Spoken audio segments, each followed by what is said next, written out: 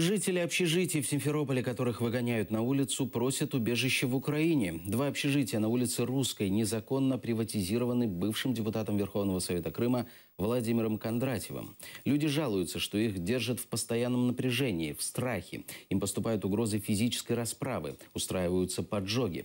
Жители общежития обращались за помощью в различные инстанции, но получали отписки. Если власть в Крыму нас не хочет слышать, а в Москве все равно, то мы обращаемся к правительству Украины за предоставлением убежища. Мы не собираемся жить на улице, потому что крымской власти так нужно, заявили жители.